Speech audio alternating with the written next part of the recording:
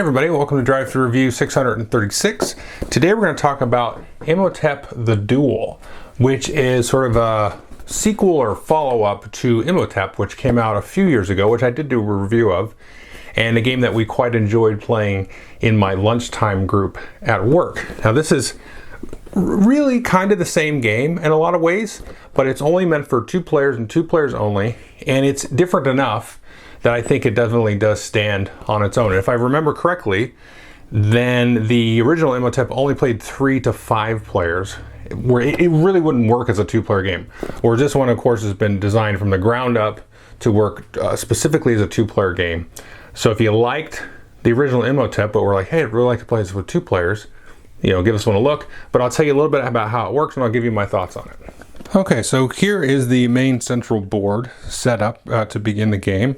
You can see it has these little boats connected to these little dock spots here, and then each of these has some tiles that are randomly drawn at the beginning and placed on the board here. Now I have a little extra bag here. This does not come with the game, but typically you could just, you know, lay the tiles out on the side of the table face down like so, and you also set in the corner there 3 face down tiles in this little corner there to be interacted with at a later point. So the mechanics of the game are super dead simple. I'll talk just briefly about what you're doing here, then I'll talk about how you're scoring, which is the most important thing. So on your turn, you can do one of a couple of things. First thing, each player has a little pawn in their player color. So you get 4 in black and 4 in white there. So on your turn, you go and place one of your pawns in the spot, like so. That's your turn. That could be what you do.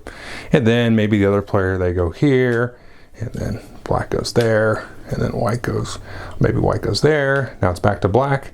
Now black could, of course, put another character out, or they can choose to unload a boat. So when you choose to unload a boat, you're going to choose one of the 6 boats out here, and as long as it has 2 figures leading across from it, so these 3 boats here, you're going to look vertically, and these, okay, there's 3 here, so this one could be unloaded. Or you're going to look horizontally this way. So right now only the other middle boat right here could be unloaded because there's 2 black figures there. Now it doesn't have to be only your figures. So let's say black was here like that, and they chose to unload a boat, and they could say, oh, we're going to unload that, so white's going to have to take those tiles off of this boat here. So let's say black in this case, because they're choosing to unload a boat, has a choice now. They can unload this boat here in this middle, or this boat down here in this middle. And so when you do that, then you resolve the figures, starting with the one that is closest to the boat, and they take the furthest figure away. So in this case, the white player would take this number 2 here, the black player here would take the number 11, and then the white player again would take the number 1. But let's say for argument's sake, black didn't want to do that. They wanted to get this one, because in that case, white's getting too many tiles, more than black. So let's say they choose this one. So we're going to take the black figure that's closest to the boat again and take the one that's at the furthest end. So they're going to get this light brown pyramid tile, and they're going to take the next one here and get the dark brown one. And then in this case, there'll be this one tile left here because there was only 2 figures there. This one's just going to go out of the game, and they throw that away into the box. Now, of course, once you activate that, these figures will come off the board, go back to the player, and then you'll deal out 3 new tiles from your bag or face down supply to fill it up. Now the last action that you can do in your turn is you can see these blue tiles here, and these have a little action on them. So instead of putting a meeple out or unloading a boat, you can just play this and do what it says.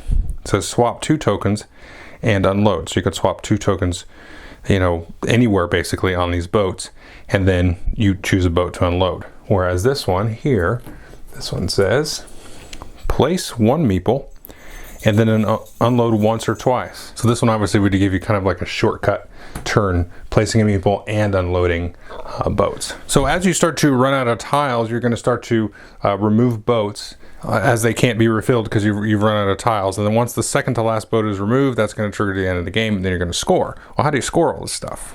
Well, here you can see 4 scoring sort of areas, and each player has their own set of these little tiles here that they're going to have in front of them, and they're actually double-sided here with an A side and a B side, so they give you different ways to score points. So let's just look at each of these to give you a general idea of how you might be scoring points in the game.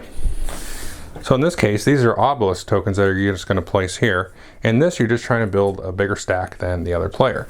So each obelisk token is worth 1 point at the end of the game, and then if you have the most, you're going to get plus 6 points. And then here, if we're playing with side B, and both players will choose to play with side A or B of any of these, as long as you're playing with the same one.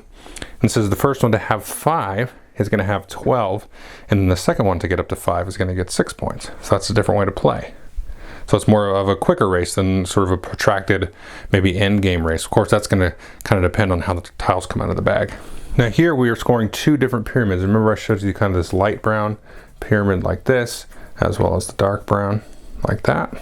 Now of course, being pyramids, you're actually going to stack these like a pyramid. So as you take these like this, you're going to start to stack them up. And you're trying to do both of these like so. So in this case, we're looking at side A, and let's see, number of tokens, right? So this one has 5 tokens, so that would be 15 points for that. This one only has 4, that would be 10 points. But if you flip it over, then you can see here, only the smaller pyramid is scored. So in this case, this is the 4 token pyramid, so they would get 18 points. So you got to try to build both equally in that case. And then here's the temple, and that's what these little sunbursts are for.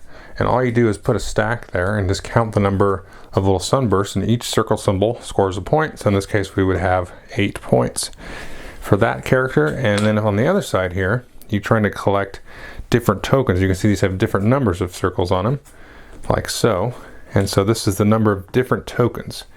And you can get multiple sets here. So we've got, let's say, 3 different ones. That'd be 9 points for that set. So if we build another set of 3, to be another 9 points, and so on. So a little different way of scoring. And then lastly, we have the tomb, and that's where these little numbered things come into play. And let's just throw a few out here, like so. 9, 11, 1, 2. Let's say we only got a couple there. This says every group of connected tokens is scored. So the number of tokens in the group is worth number of points. So these are each a group by themselves. We didn't get that 10. So in this case, they're each worth 1 point.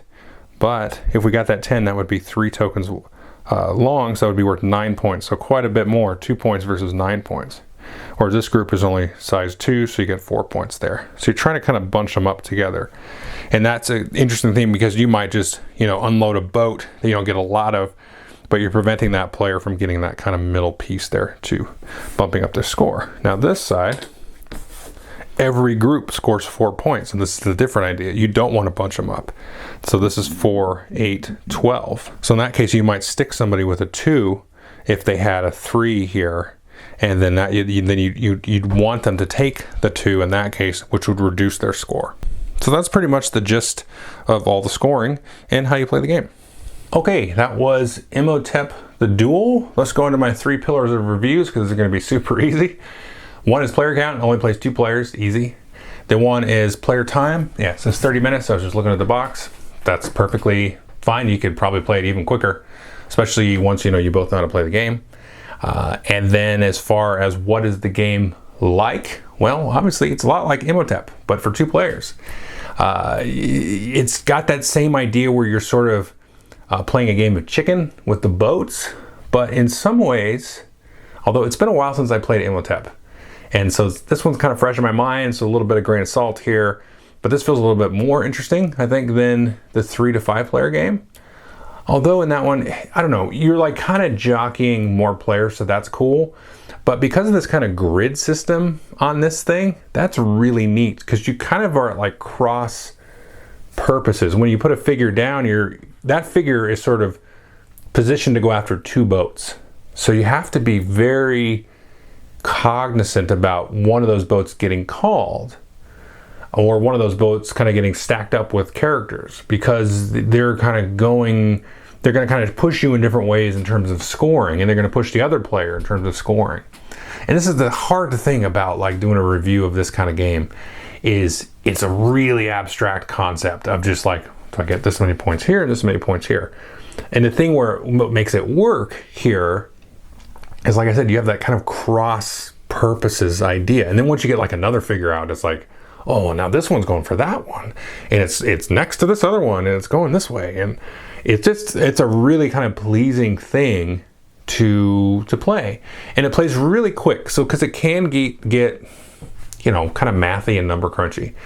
But it's because you have all this kind of just stuff that's kind of rolling around and rummaging through, it just makes it really cool to play. And it's honestly, it's really hard to sort of express that.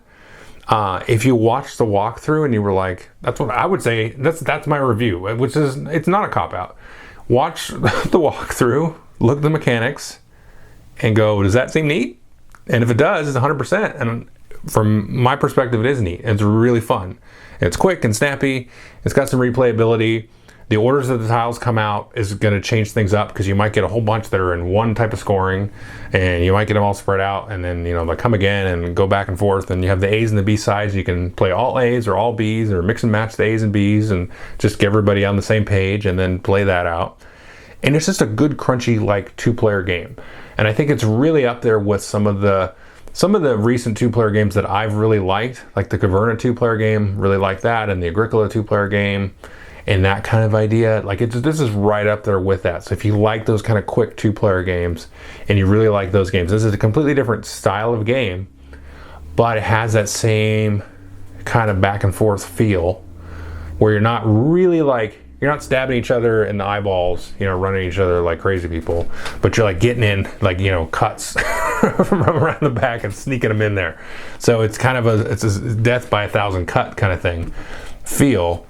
But it feels, that feels a little bit more polite than some other 2-player games that are a little bit more head-to-head. But I definitely recommend this, and so definitely, again, if this sounds, you can just take my word for it and get it or whatever, but then you can also, I think, go watch the walkthrough, see if that seems really cool. And if it does, 100%, I think what you're seeing, if it starts to kind of light up your hairs on your arm, then, go with that, I think, and then check out the game. So definitely recommend Imhotep the Duel. Thanks.